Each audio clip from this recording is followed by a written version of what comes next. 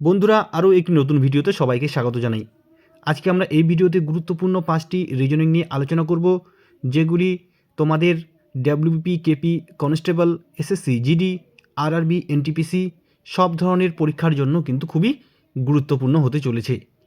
আজকে যে সমস্ত প্রশ্নগুলি নিয়ে আলোচনা করব সেগুলি SSC, CHSL, SSC, CGL, WB, PSC এবং ব্যাংকিং পরীক্ষায় কিন্তু এসেছিল এবং খুবই গুরুত্বপূর্ণ এবং সহজ যে রিজনিংগুলো সেগুলো নিয়ে আজকে আমরা আলোচনা করব। প্রথমে আমরা সহজ রিজনিংগুলো নিয়ে আলোচনা করব, এরপরে কিন্তু ধাপে ধাপে কঠিন যে নাম্বারের রিজনিংগুলো আছে সেগুলো নিয়ে আলোচনা করব। তো আজকের যে প্রথম রিজনিংটি রয়েছে, দেখো নাম্বার সিরিজের, এখানে বলেছে প্রশ্নচিহ্ন স্থানে কোন সংখ্যাটি বসবে। তো দেখো প্রথমে কি রয়েছে, এখানে 8, 16, এরপরে দেখো এখানে প্রশ্নচিহ্ন রয়েছে, এরপরে 64 এবং 128 রয়েছে। তো এখানে এই যে প্রশ্নচিহ্নটি রয়েছে, এখানে কোন সংখ্যাটি বসবে। অপশনে দেখো 30, 32, 28 এবং 48।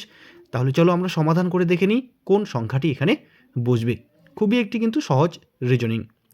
তো দেখো এখানে আমাদের প্রথমে রয়েছে কত, 8 রয়েছে, তারপরে রয়েছে কিন্তু 16, অর্থাৎ এখানে কি 8-এর পরে 16 এখানে দ্বিগুণ বৃদ্ধি পেয়েছে এবং তারপরেই কিন্তু প্রশ্নচিহ্ন রয়েছে।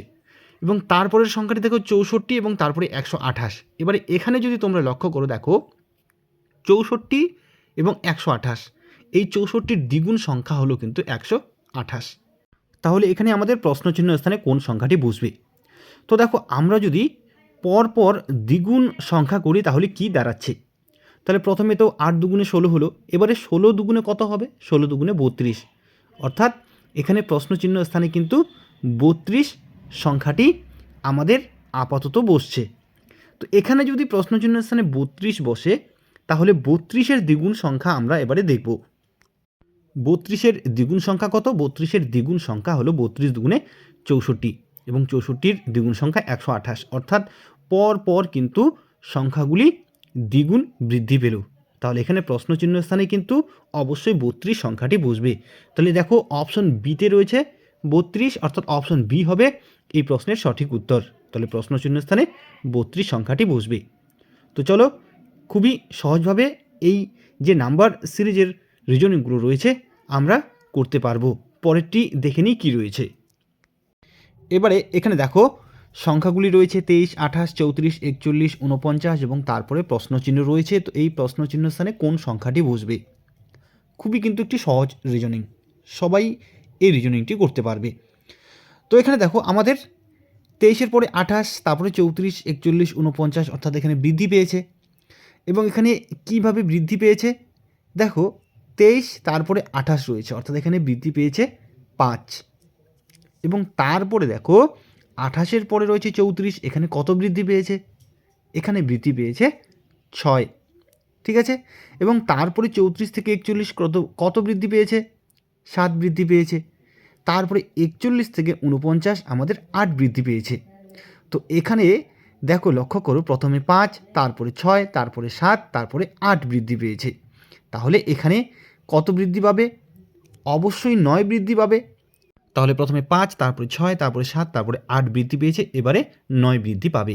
তাহলে 49-এর সাথে আমরা যদি 9 যোগ করি তাহলে কত হবে, 49 এবং 9 যোগ করলে হবে 58।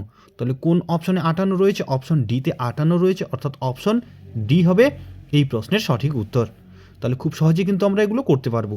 চলো এরপরে কি রয়েছে দেখে নিই। এবারে এখানে প্রশ্নচিহ্ন স্থানে কোন সংখ্যাটি বসবে। কি সংখ্যাগুলি রয়েছে দেখো, এখানে 11, 13, 17, 19, 23, 25, তারপরে প্রশ্নচিহ্ন রয়েছে, এখানে কোন সংখ্যাটি বসবে। তো এখানে সংখ্যাগুলি কিভাবে বৃদ্ধি পেয়েছে। তো দেখো প্রথমে 11 রয়েছে, তারপরে 13, তো এখানে কত বৃদ্ধি পেয়েছে, এখানে আমাদের 2 বৃদ্ধি পেয়েছে। তারপরে দেখো 13 থেকে 17, এখানে কত বৃদ্ধি পেয়েছে, এখানে 4 বৃদ্ধি পেয়েছে। এরপরে 17 থেকে 19, এখানে কত বৃদ্ধি পেয়েছে, এখানে 2 বৃদ্ধি পেয়েছে। এবং তারপরে আবার দেখো 19 থেকে 23, এখানে 4 বৃদ্ধি পেয়েছে। এবং এরপরে 23 থেকে 25, এখানে 2 বৃদ্ধি পেয়েছে।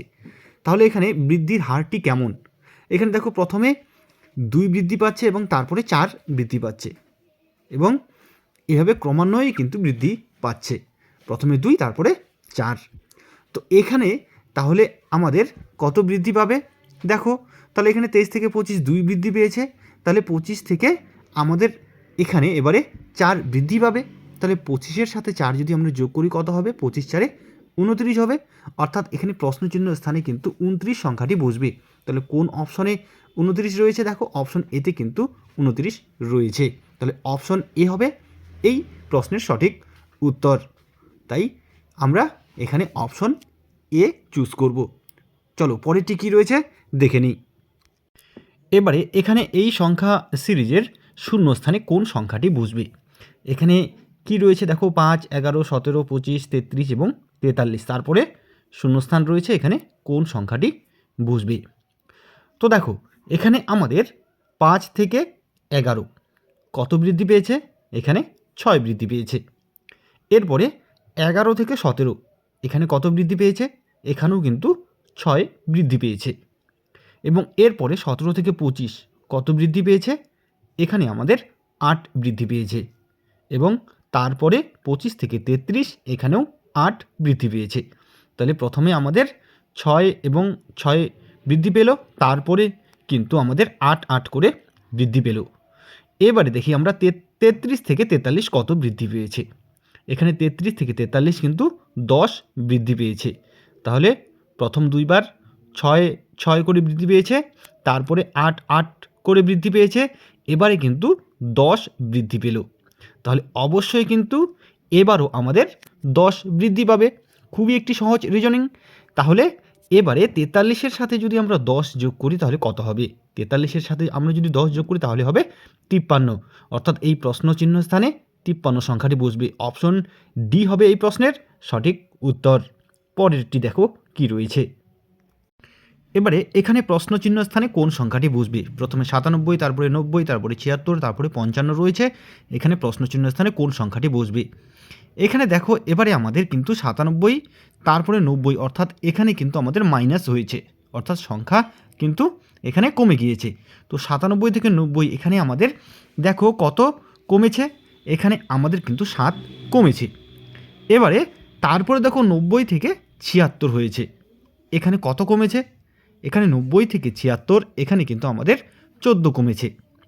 এবং তারপরে দেখো 76 থেকে 55, এই 76 থেকে 55 অর্থাৎ কত কমেছে, 76 থেকে আমরা যদি 55 বিয়োগ করি তাহলে হবে 21, অর্থাৎ এখানে 21 মাইনাস হয়েছে। তাহলে প্রথমে 7 কমেছে, তারপরে 14 কমেছে, তারপরে 21 কমেছে। তাহলে দেখো এখানে কিন্তু ক্রমান্বয়ে 7 7 করে কমেই যাচ্ছে। প্রথমে 7, তারপরে 14, তারপরে 21। অর্থাৎ এখানে যদি আমরা 7-এর ঘরে নামতা পড়ি তাহলে প্রথমে 7, তারপরে 7 দুগুণে 14, তারপরে 3 7 21। তাহলে এবারে আমাদের এখানে কত হ্রাস পাবি, তাহলে এখানে নিশ্চয়ই আমাদের কিন্তু তাহলে 4 সাথে কত হবে, 28 হবে। তাহলে এখানে 55 থেকে কিন্তু 28 এখানে কি হবে, হ্রাস পাবে। তাহলে 55 থেকে যদি আমরা 28 হ্রাস করি তাহলে কত হবে, 55 থেকে 28 যদি আমরা বাদ দিই তাহলে হবে 27, অর্থাৎ অপশন বি হবে সঠিক উত্তর। এখানে প্রশ্নচিহ্ন স্থানে 27 সংখ্যাটি বসবে। তাহলে বন্ধুরা আজকে আমরা গুরুত্বপূর্ণ 5টি রিজনিং নিয়ে আলোচনা করলাম।